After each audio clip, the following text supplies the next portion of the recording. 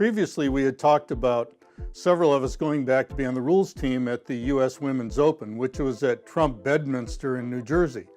The course was perfect, it's magnificent. There was one hole I was on with a peninsula green, and 95% of the players over the first 3 rounds hit the green in regulation. The quality on the women's tour now is incredible, but that wasn't the great story.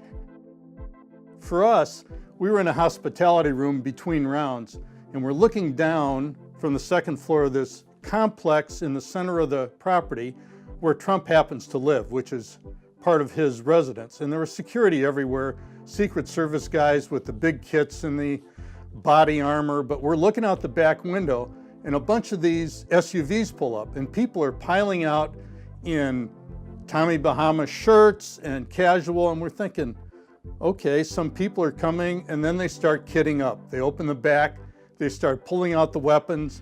We're looking down, and because of our relationship with Luke Air Force Base and the Patriot All-America, we know about this military tradition of exchanging challenge coins. So a couple of us have our challenge coins out the door, down the stairs, go up to the Secret Service people, challenge them. And so 3 of us walked away with Secret Service challenge coins, which for me, that was the tournament all by itself, just incredible. And then the Secret Service took over security, and you know, you see a big guy with a Tommy Bahama shirt and there's some bulge under it, and you kind of get the idea that he's carrying.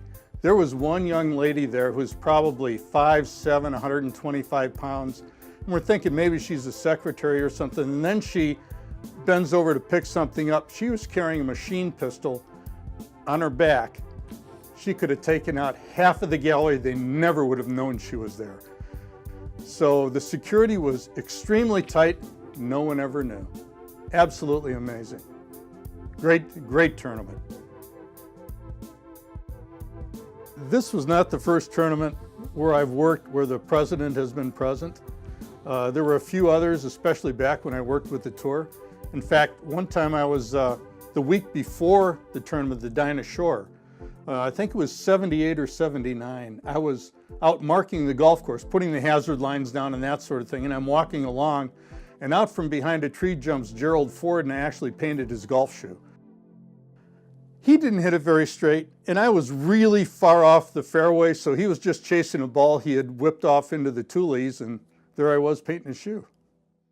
Part of being around golf is that so many different things happen that it's not just the playing of the game that's interesting. If you damage a club during play, can you use it the rest of the round? Yes, and let's say you can use it in its damaged state provided the damage happened in the normal course of play. So what's normal course of play? There's a whole list of incidents that would be normal course. Getting angry and throwing it at your bag is not one of those, but leaning on it going down a hill, that would be normal course of play because sometimes you don't want to slip.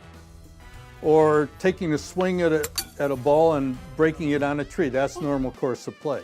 So you can use a club in its damaged state for the remainder of that round. To use it after that, it would have to conform to the rules, and that's a whole nother set of rules.